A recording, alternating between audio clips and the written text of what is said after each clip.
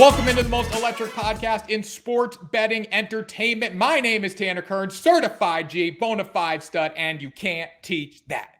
In this right here, this is G Money Grant Mitchell. We had a huge argument this morning, and you can't teach that. Bada boom, man, the people in the room. How you doing? Grant, welcome to Ride the Line. Welcome to Ride the Line, Tanner. It was just a little passion coming out in pre-production because we're so fired up for everything that we've got going on in the show. It's an amazing time to be a sports fan, Tanner, and we're going to try to get through as much as we possibly can. We've got the NBA playoffs. We've got the NHL playoffs. Baseball just started recently. We've got the transfer portal going crazy. We've got the NFL draft. We've got soccer leagues in Europe. You don't watch those, but I do. It's just an awesome time to be a sports fan, and we're going to be breaking down all of it on this episode. Yes. So before we get into that, make sure to follow the page, like, share, and subscribe. Smash that subscribe button. Visit WSN for all our content as well. We're going to get right into it today because we have a lot to talk about. And we're also going to, Grant, this is what we're going to do. We're going to settle our debate with a poll on Twitter. What was the game we should open with? Bucks versus Heat or Lakers versus Grizzlies? That'll be out when the show comes out. But we're going to open with the Bucks versus Heat because obviously Milwaukee, the big dogs, the favorites, they're down 3-1 and they're at risk of going home early, Grant. Yes, they are. And I'll kick this one off here. By the way, guys, we're recording this on Tuesday, which is why we're going to start with these Wednesday games the day you're hearing this. I have been in charge of writing the game previews on WSN.com. Make sure you go over, check out the previews, and we've got all sorts of other cool stuff like promo codes, stuff that'll get you more prizes on the sports books. I've been in charge of writing the previews for this series.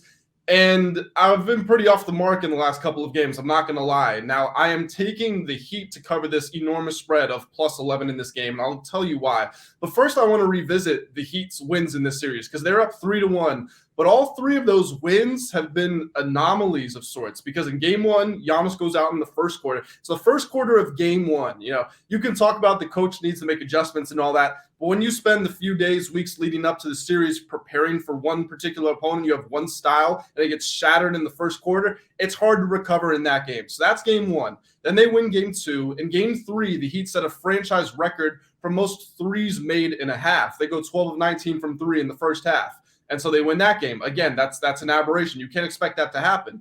And then in game four, Jimmy Butler scores 56 points, the fourth most all-time in NBA playoff history, the most in Heat franchise history. Think about the players that have come through Miami. LeBron James, Dwayne Wade, Alonzo Mourning, Chris Bosh, Shaquille O'Neal, and the best playoff game ever in a Miami jersey was Jimmy Butler. So all three of those games are not consistent ways that you win games, but it still put them up 3-1, and you can't argue with that. Now, the series is going back to Milwaukee.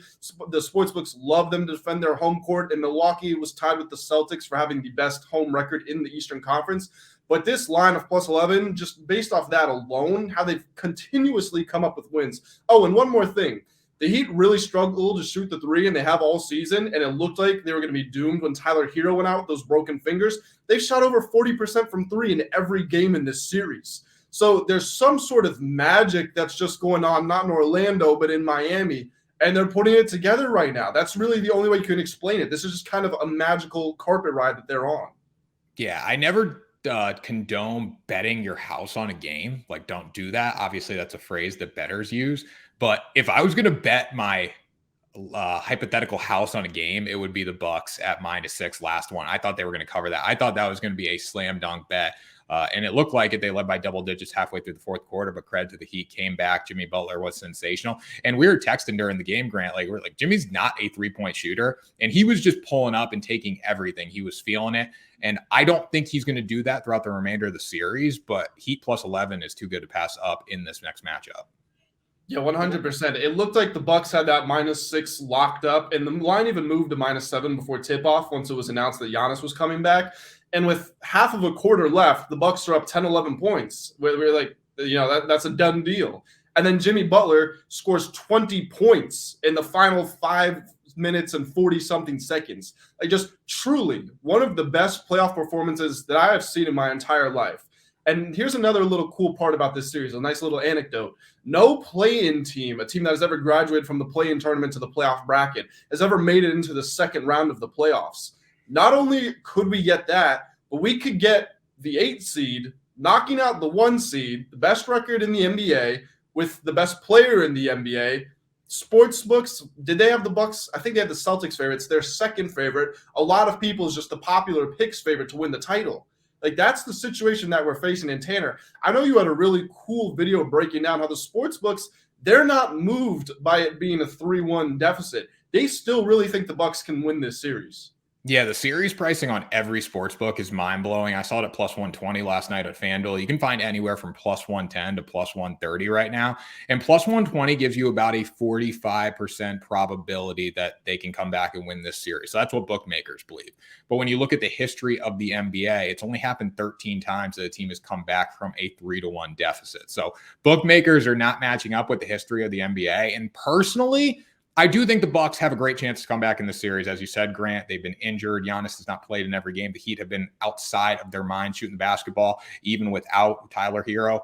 With that being said, though, the value here is on the Heat at minus 150. I mean, you can't argue with that. They have 3 games to win 1, and they're minus 150. I mean, that's a line that I'm willing to put a comfortable sum of money down. Yeah, this morning, this is Tuesday, so Tuesday morning, I saw it as low as plus 110 for the Bucks to win the series. Now, I can't remember what the Heat was, but based off of that, I would guess it's in the minus 130, 135 region or so.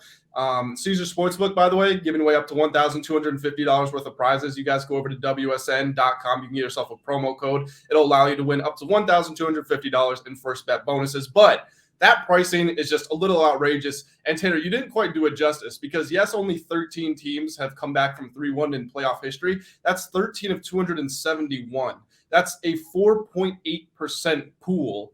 And they have an implied probability, like you said, of about 45%. So the sports books are saying that they're 10 times more confident in the Bucks than what the historical precedent is. So, I mean, the sports books don't know everything, but a lot of times they know a lot more than most of us. So I do think the Bucks are going to win at least another game in this series. I don't think they're going home in a gentleman's sweep, even though I do like the Heat at plus 11. I think playoff Jimmy Butler is just going to be a little too much for them to get a huge win like that. Also, by the way, can I just say it's really interesting how the injuries, to Victor Oladipo and to Tyler Hero have forced bench players who are out of the rotation to come in, and they've almost made the offense better. Like, Kevin Love is getting more playing time now, and defenses have to honor him when he's on the three-point line. And he's also a pretty decent rebounder, even at this stage in his career. Caleb Martin was playing before, but now he's getting even more minutes. And he's that sort of modern NBA prototypical 3-and-D type wing that you want out there, and he's playing really well. Duncan Robinson has come off the bench. This was somebody who they gave $90 million to, and then he couldn't get on the court for a few months. He's come in, and he's making his shots, goes 3 or 4 from 3 in game 4. This is a really interesting stat. The 3 players in the entire game, so both teams in game 4, with the highest box score plus minus, all from the Heat bench. It was Robinson, it was Martin, and it was Kyle Lowry. So really kind of crazy how this forced evolution appears to have actually made Miami a better team. Yeah, and I like how you're talking about the bench, but at the same time, too, if Jimmy Butler doesn't drop 40 plus probably moving forward, 35 plus, like, he needs to be sensational for the Heat to win this series, even though they have the 3-1 cushion there. Would you agree with that? Yeah, 100%. He's got to score 35, maybe 40 plus for them to win. For them to cover, it's got to be a minimum 30. Yeah, I mean, I see them covering. 11 is just a little too much. That's why, we're recording on Tuesday, but you look at the Hawks Celtics tonight, I'd probably lean towards the Hawks at plus 12 just because it's a big spread in a spot that there's not as much pressure. Like, Miami could go to Milwaukee, get dominated early, and kind of take the foot off the gas because they know they have 2 more games and 1 at home. A little betting nugget here. If you think the Heat are going to win this series, here would be my advice. Play it 4-2 exact outcome for Miami. I don't have the exact odds in front of me, but you're going to get a lot better odds, or a lot more. You're going to get plus money for something that is probably the outcome if the Heat win, because if this series goes 7 and it goes back to Milwaukee in a game 7, I don't see Miami winning it. I could see them winning. I would say that for most teams, especially with Milwaukee's dominance at home. But you've got Jimmy Butler. I mean, this is a guy, think back to the NBA Finals in the bubble when he had, I think it was a 46-point triple-double in the finals when it looked like the Lakers were just totally better than the Heat. And he just continually pulls the rabbit out of the hat. So you never know with him. He's a loose cannon. Yeah, but you give the Bucks, the Bucks with 2 wins under their belt in a row, going back home, place is going to be rocking. You got Giannis. It's not an ideal spot for him. I think he could have a huge game. I just don't know how the rest of the Miami Heat are going to perform because, honestly, they're not a good team. Like they're really not. When you look at them statistically, they're not that good.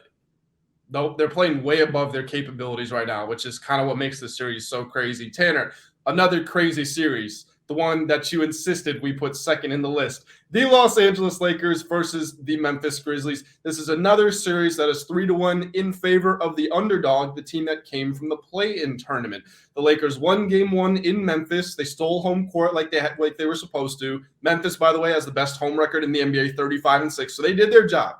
That weirdly they lose game 2. That was kind of the one game they should have, won before it started in this entire series and lost by 20. But they win both their games at home. And game 4 was a classic. It goes to overtime. LeBron makes a game-tying layup with 0.8 seconds right over the Defensive Player of the Year. They go to overtime. It was a boring second half and fourth quarter offensively. If you're a real basketball fan, then you find defense interesting. But the teams were actually able to score a little bit in the fourth quarter. Dylan Brooks, by the way, all the Dylan Brooks slander I've ever had, more like truth-telling because he's not that good at basketball.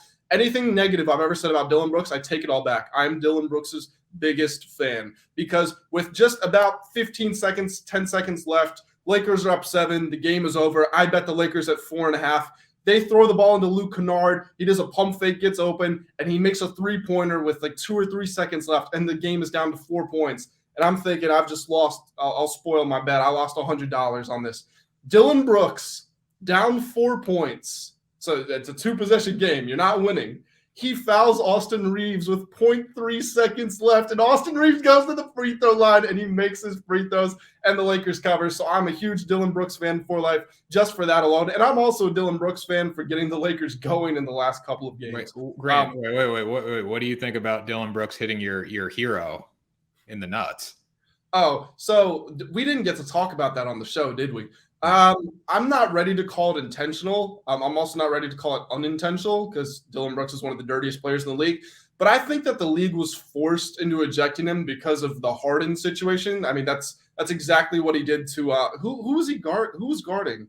Now I'm blanking on who was guarding Harden at the time. But whoever it was, Harden should have been not. But Embiid was Embiid the next game. He should have been thrown out. No, so that game was crazy because it started with Embiid kicking Claxton, trying to kick him in the nuts and missing. Should have been thrown out for that. He should have been thrown out for that, but they gave him a flagrant 1. They let him stay.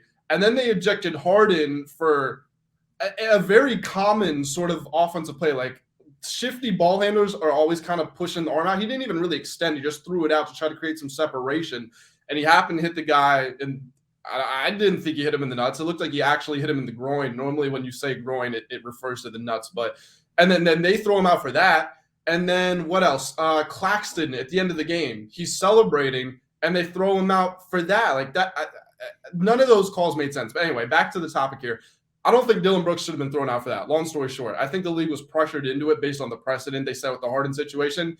And I mean, it would have been better for the Lakers if Brooks had stayed in that game because he's been arguably the worst player in the playoffs this far. Yeah, I agree. I think when you look at the league though in general, going back to that, like they were so inconsistent, they had to make a statement. I think that Dylan Brooks play was unintentional. It looked like he was going for the ball, but like you said, you can't really rule it out. You're never going to know. Yeah. Tanner, this hasn't been updated as a game 4. I'm still in this from First Things First on FS1, so shout out to those guys. They made a graphic of Dylan Brooks in this postseason. You've got to hear this. Points. This is of players with 40-plus field goal attempts. Points, last. Field goal percentage, second to last. Rebounds, tied for last. Assists, third to last. Steals, tied second to last. Blocks, tied for last. Win shares, tied for last. Ejections, tied for the most.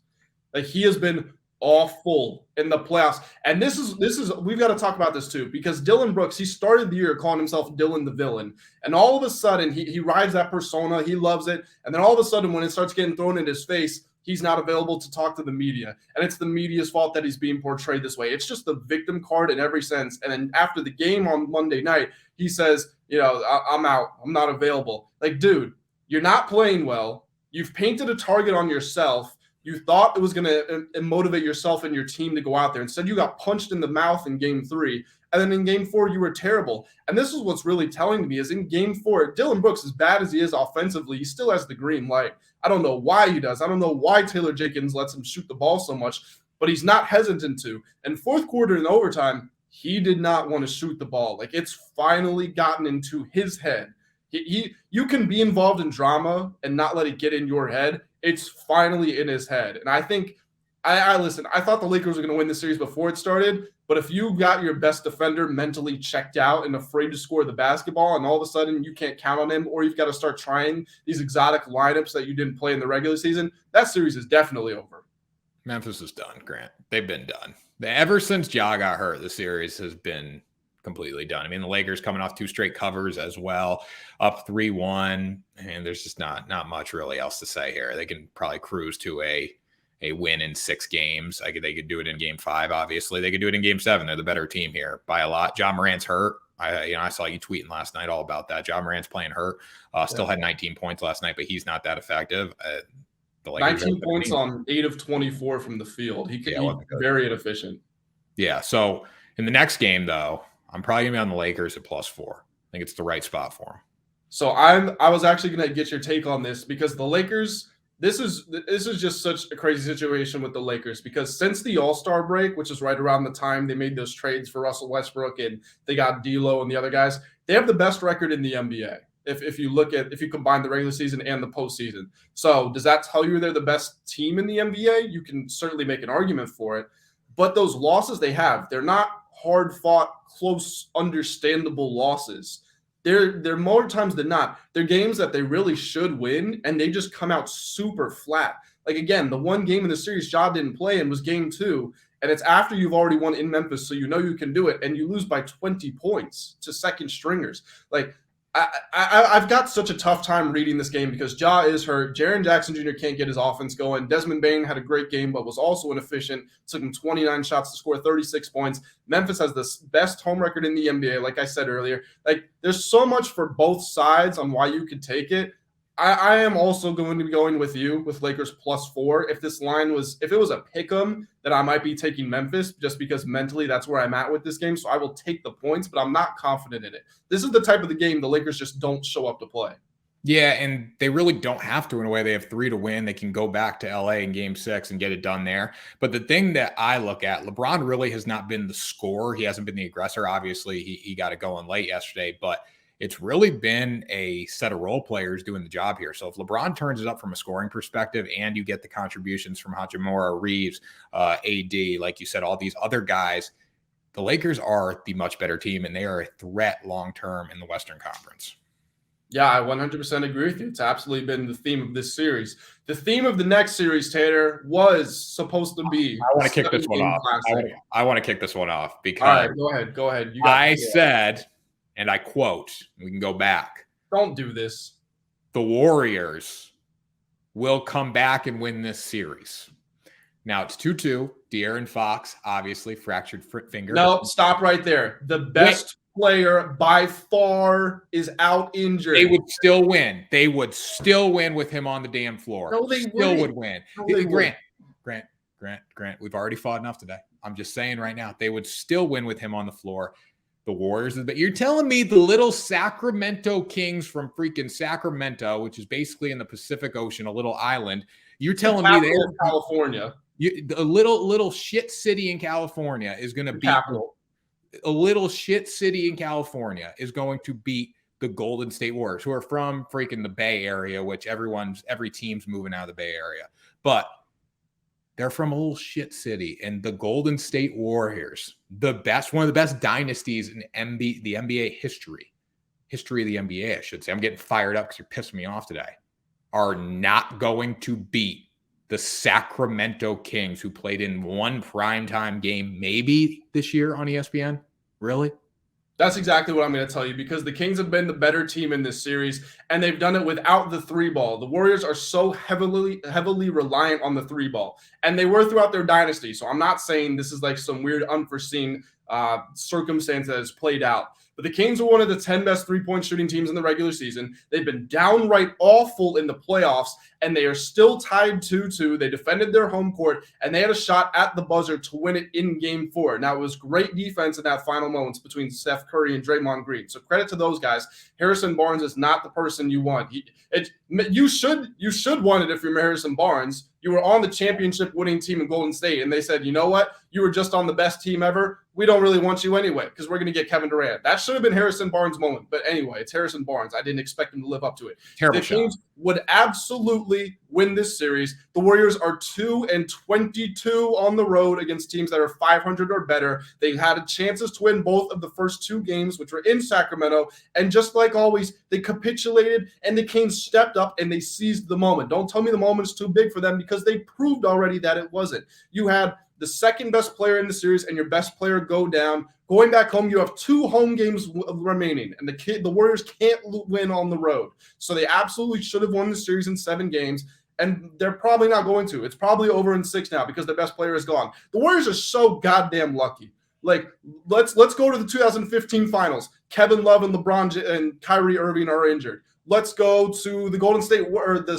San Antonio Spurs in the Western Conference Finals. Zaza Pachulia takes out Kawhi Leonard's ankle. That's why they implemented the new rule where you have to give the shooter landing space. All right, how about when they're on the ropes? They're down 3-2 to the James Harden, Chris Paul, Houston Rockets. Chris Paul pulls his hamstring and he can't play, and then he's terrible in Game 7. Well, like, every opportunity the Warriors have had to get lucky recently, they've gotten it, and they've just gotten it again against a Kings team that was pushing them to the limit. It's so maddening to me because I really wanted this series was a classic. Like, we can agree on that this has been a super entertaining series, and this was supposed to go 7, and it was supposed to come down to the final moments, and now it's probably ending in 6 because of an injury.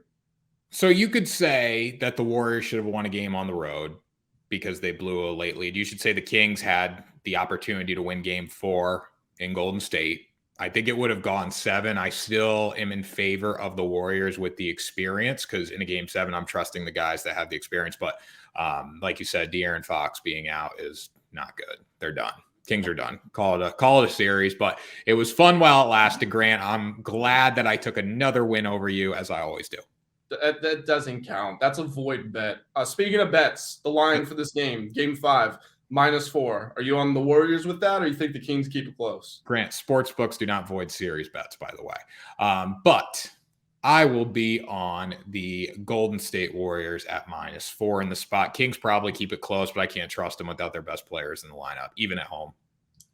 It's really just going to come down to if Malik Monk is on his game or not. Because I tweeted this, I genuinely believe Malik Monk is probably one of the top 20 or 25 most skilled players in the league. He's just so incredibly inefficient, and you can't trust him on defense that he can't even get off the bench. But when he's at his absolute apex, like, this is a guy who can legitimately dance with and go toe-to-toe with Steph Curry. Like, I'm not saying he's better than Steph Curry. Please don't twist my words. But he has the skill set for 10 to 15 minutes to just go nuclear. Kind of like Jordan Poole, actually, because Jordan Poole can do the same thing Steph does when he's at his absolute best. That absolute best just doesn't come around that often. They're going to need a 35-point game from Monk. If he gives them that, maybe they win. They're probably not, but maybe they cover the spread. But like you, I'm going with the Warriors at -4. There you go. You ready to move on to Cavs next? Yeah, let's get into this one. Another 3-1 series. Well, it is a 3-1 series, and the Knicks have absolutely dominated. New York's going nuts right now. Have you seen the videos outside of MSG of the fans? Like, they are loving this. I'm just glad they moved off of Trae Young. They needed to let that go. Yeah, I agree. I love the Knicks. I'm a big Knicks guy. If the Celtics weren't in the Eastern Conference, I would root for New York, and I hate New York. I think it's a terrible city. I think it's the worst city in the world, honestly.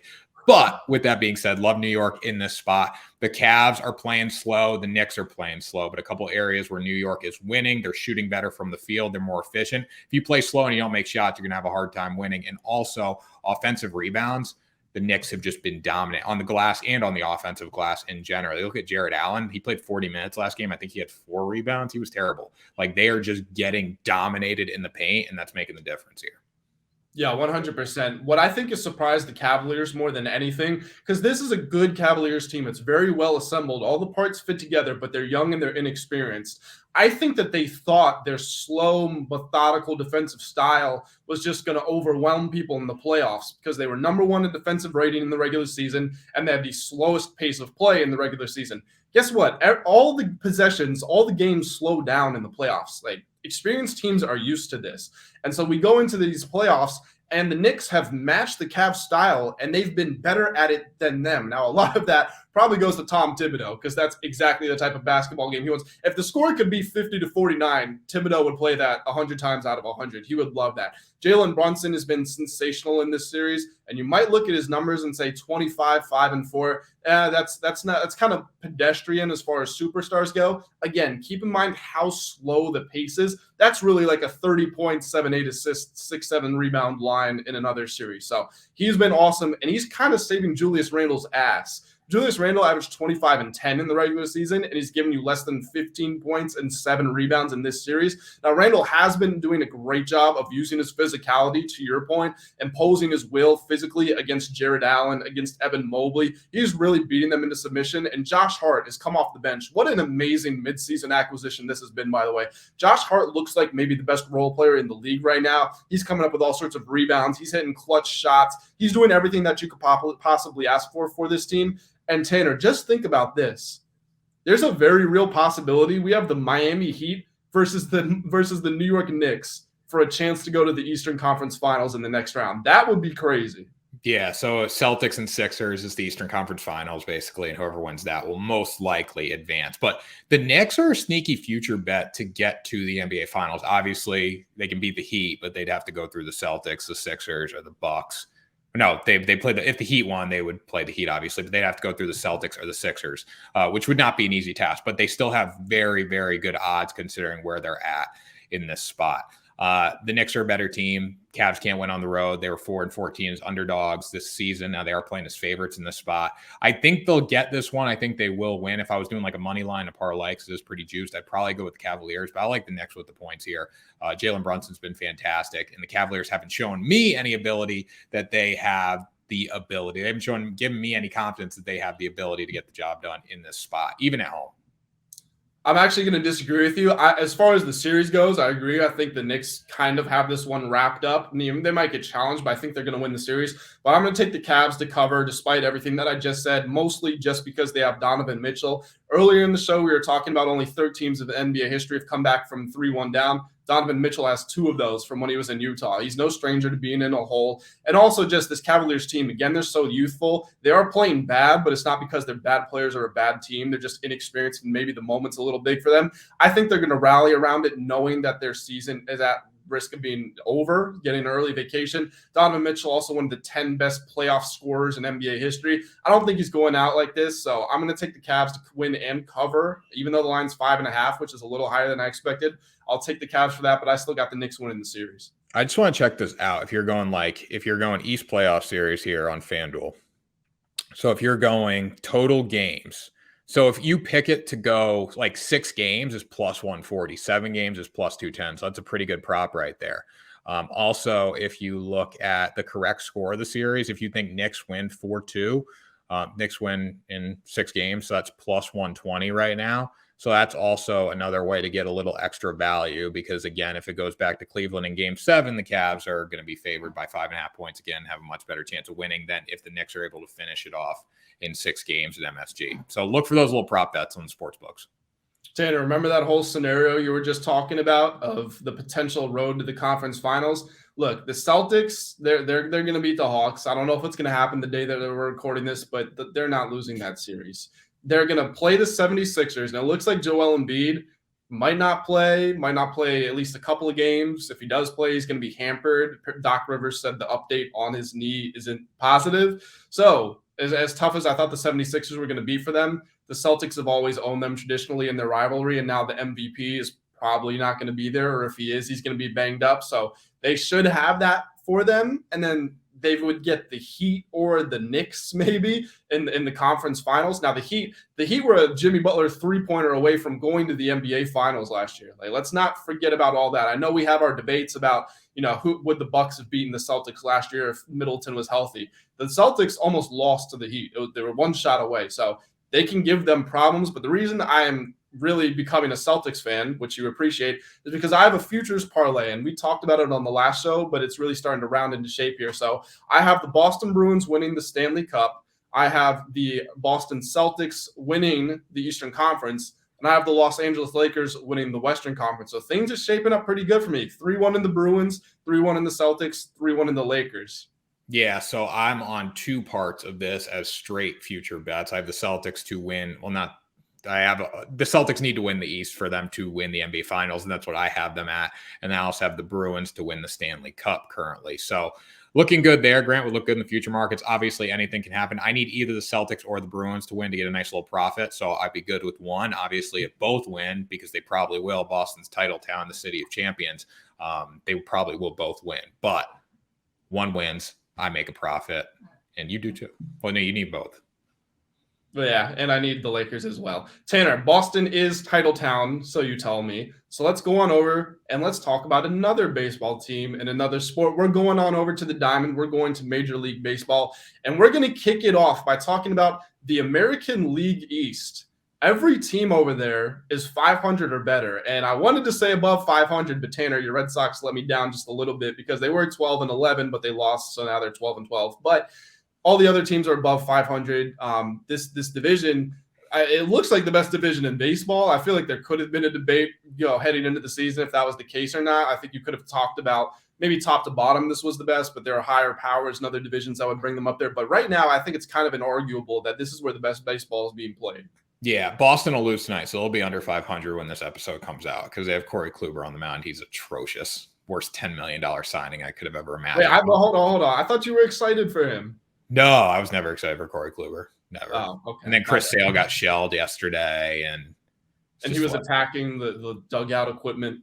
Did he attack? I didn't see that part. I watched the game. I kind of turned it off when they blew a 4-run lead, and I just wasn't paying attention as much anymore. But the Red Sox are going to be good for years to come. This is a bridge year, and they're probably going to win 50% of their games. They should go 500. If they don't, it's a bad year, and they got to get rid of Heim Bloom probably. But anyways, back to the Rays. The Rays are really good. The whole AL East is good, and Tampa Bay just keeps dominating. I mean, they beat up the Houston Astros yesterday like the Astros were a JV poverty franchise, and they're not.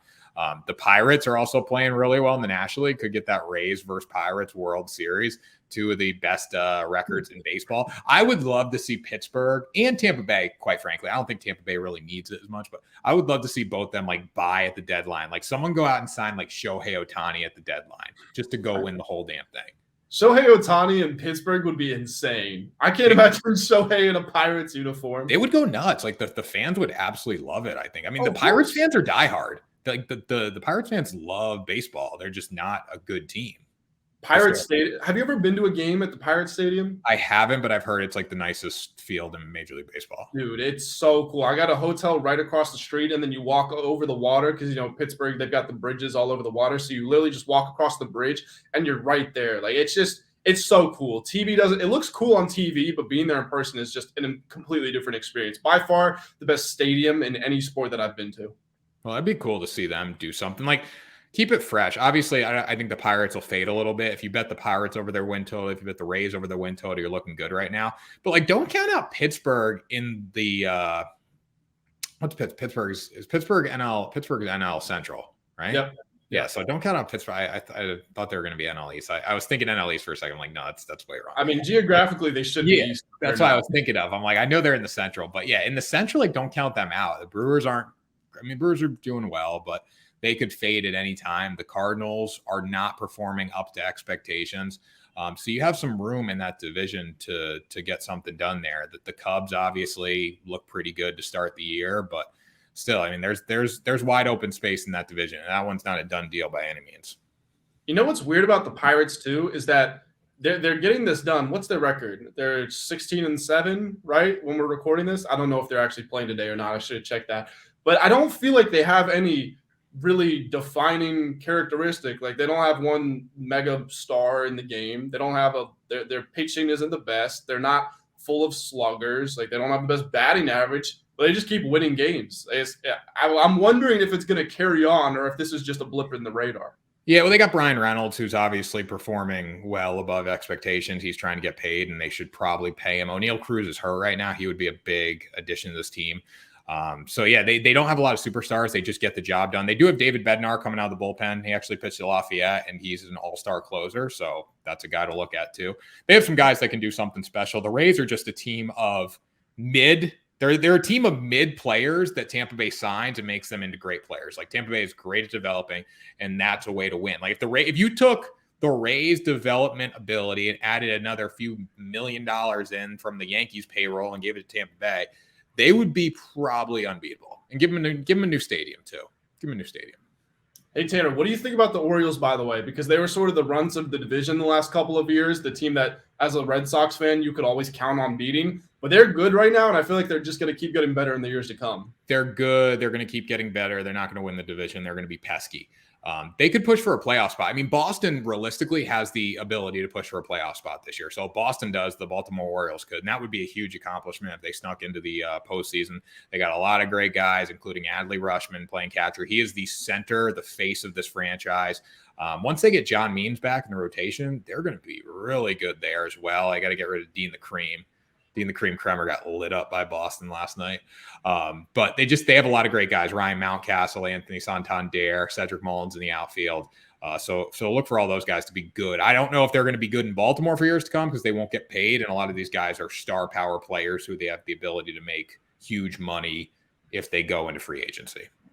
Yeah, Rutschman's our age. Like, that's kind of crazy about Austin Hayes. Also been really good for them. Yeah. While these guys have all been really good, Tanner, let's kick it out to the West Coast because the National League West has not been that good. The San Diego Padres are underperforming. The Los Angeles Dodgers are underperforming. I'm starting to even wonder if the Arizona Diamondbacks actually have a legitimate chance to win this division. I don't think they do, but they look good right now. I mean, pitching wise, with Merrill Kelly and Zach Gallen top end of rotation, they're hard to beat. I just can't see it. I don't think they have the full team. The Dodgers, this is not like a year the Dodgers are going after it. Like, obviously they have the team to win the World Series, but based on their payroll, they've still stayed under the luxury tax. And they have a chance to go out and, still win in a year where they're not going over that limit. So they have the ability to sign. I'm just jumbling everything. I love baseball so much. Sign Shohei Ohtani in the offseason. You look at the Padres. I don't know what's up with them, man. I can't put my foot on it besides the fact that the Padres always struggle. They always have these high expectations and don't get it going. Fernando Tatis Jr. did hit a home run the other night. Xander Bogaerts has been really good hitting the baseball. If you look at his baseball reference page or his baseball savant page, like, he is doing everything right. Boston should have paid him. They were not overpaying. They underpaid. Their offer came in under market value based on what he has been able to do. So they have all the pieces. Both teams just got to put it together. And we're still early. We're not even a month into the season yet. Yeah, we are definitely still early. Padres definitely need their starter to contribute, and one of our most popular YouTube shorts on this channel is that Juan Soto has just kind of forgotten how to hit the baseball. You really need him to step back up. You paid him all that money. Machado, Tatis, Soto, it's kind of got to be on the back of those guys to get them anywhere. Like you were saying, the Dodgers, they do have a good team. Like, they absolutely have a playoff roster. I don't know. Did you say they had a World Series roster? Maybe I misheard you. They do have a World Series roster. Yeah, they definitely have a playoff roster. I mean, if they didn't make the playoffs with their team, it would be an embarrassment. But they have a team that's always going to push for the World Series and push for the NLCS. That's just how they're built. But they stayed under the luxury tax still. So they're saving up to make an offer for Shohei Ohtani in the offseason.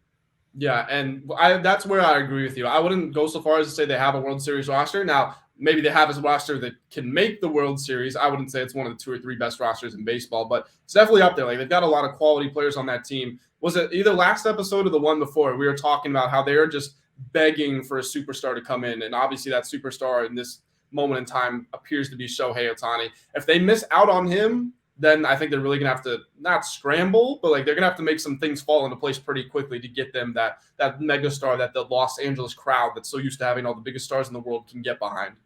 Yeah, the Yankees, the Reds. I don't know if the Red Sox will be in a bidding war for him, but they should be because they're under the luxury tax. Well, you thought the Sox were going to go after Judge. I did. And then they did. I think they made an offer to me. Well, they weren't one of the last remaining teams, but they really don't need Aaron Judge. I mean, it wasn't worth spending the money on Aaron Judge outside the fact that it would be cool if he played for the Red Sox and was with the Yankees before. But they have the money now, staying under the luxury tax this year, knowing this is a bridge year, seeing what they have, seeing where they can go out and attack other teams, attack other free agents in free agency. Like, Shohei Ohtani could realistically go to the Boston Red Sox. I don't think they're going to pay him, but if you look at the teams that have a chance to sign him, it's the Yankees, it's the Dodgers, it's the Red Sox.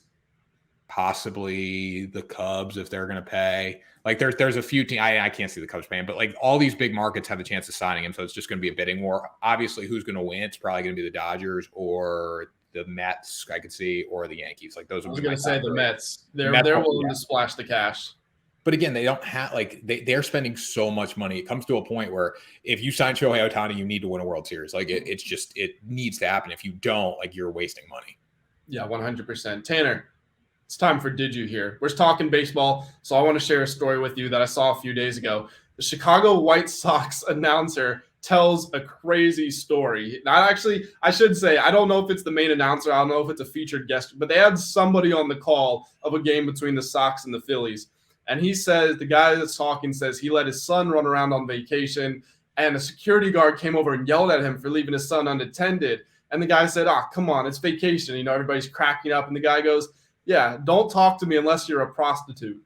He says that on television for the whole world to see. Whoever's tuned into this White Sox Phillies game, he says, don't talk to me on vacation unless you're a prostitute. Like, what do you even do when you're at home listening to that? Like, what if your kids are watching the game with you? He doesn't want to be around his kid. He just wants his kid to go out and play, and he doesn't want to do anything but get some action. So that's what it comes down to. I mean, look, the Phillies won that game. Maybe that was karma coming around. I wonder if he still has a job. Probably not, no.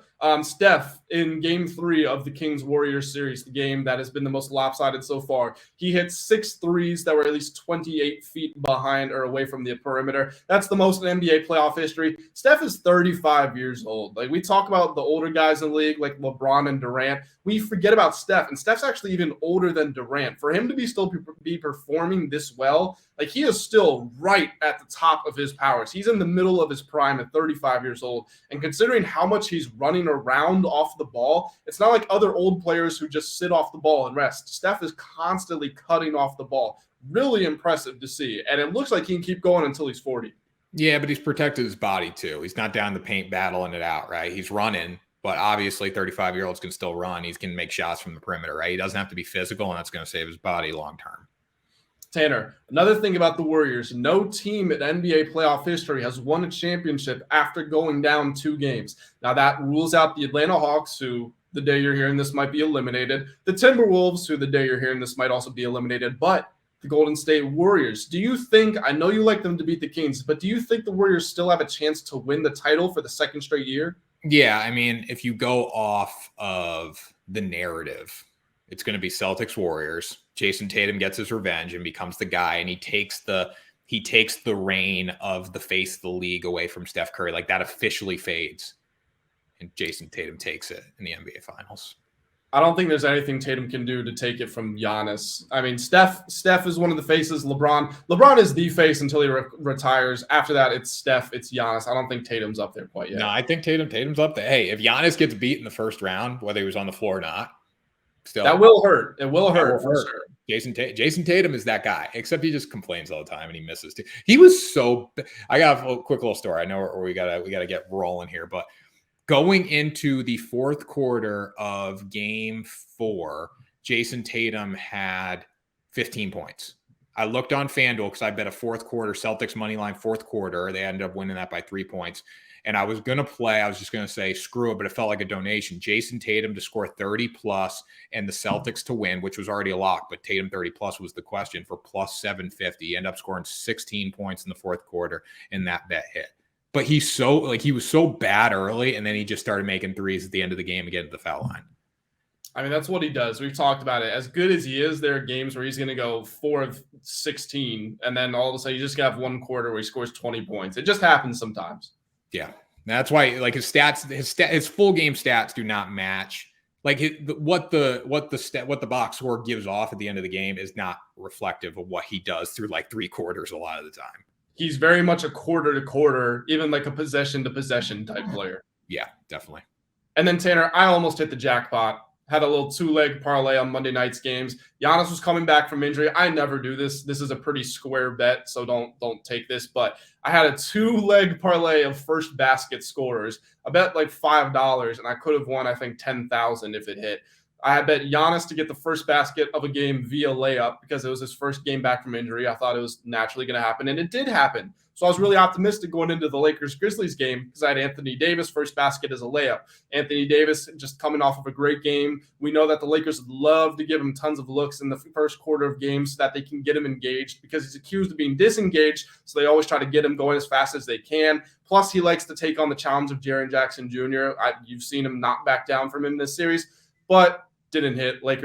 Grizzlies went up 6-0 to start that game, but I was close. And I'm probably not going to bet it again because I don't have any sort of motivation like I did Giannis coming back from injury. But I was close. That wasn't a bad idea. You got to give me that. Hey, you hit the first leg. You should have cashed out your $13 or whatever and called it a night. It was actually 50. So shit, you should have cashed it out and called it a night, Grant.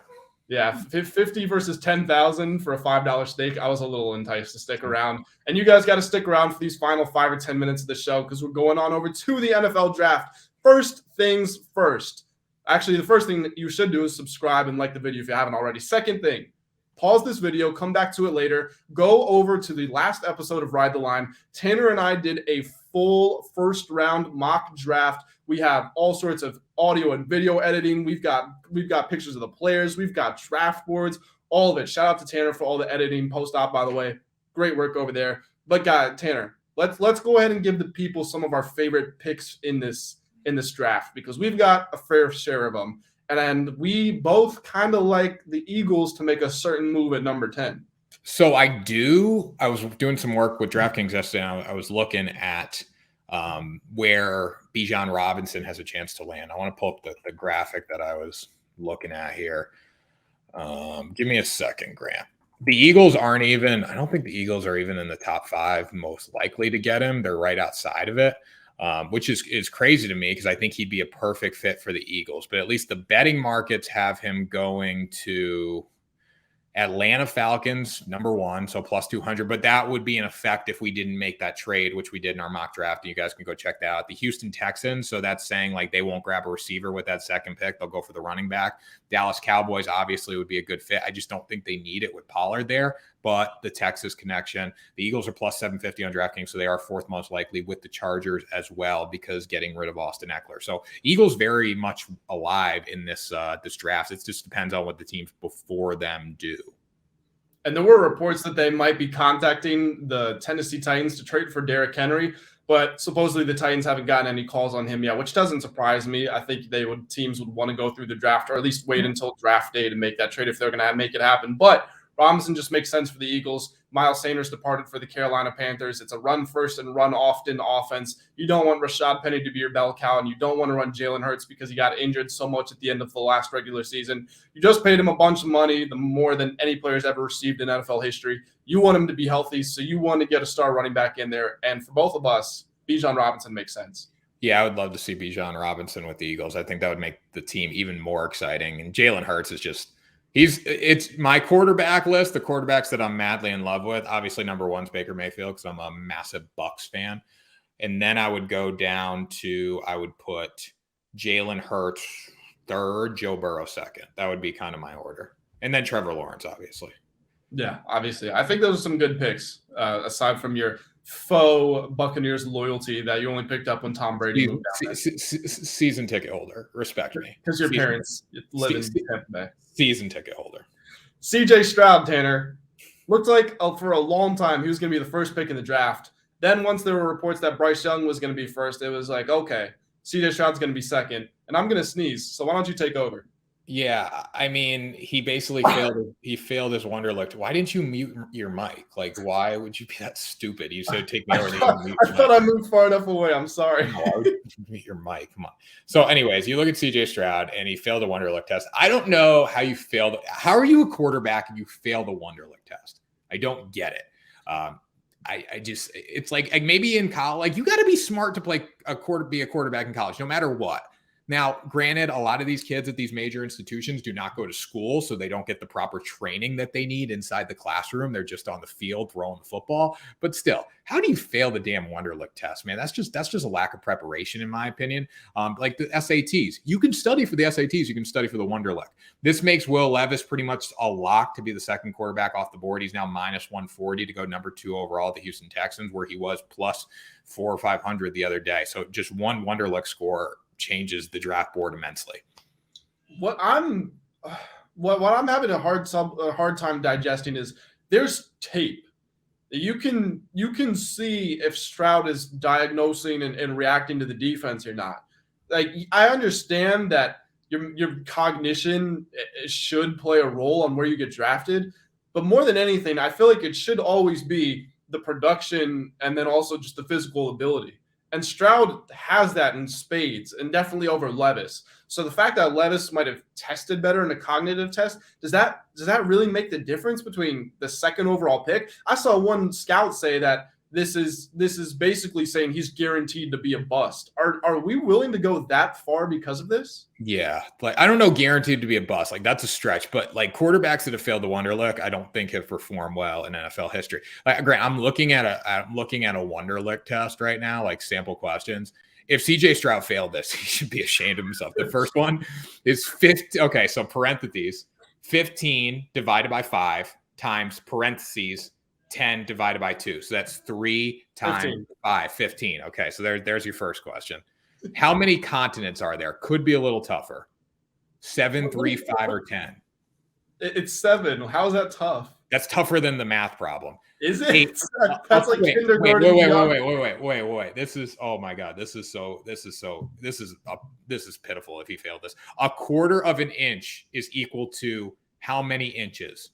0.25 inches. Oh my God. Like, terminate is the opposite of complete, ruminate, lament, or begin.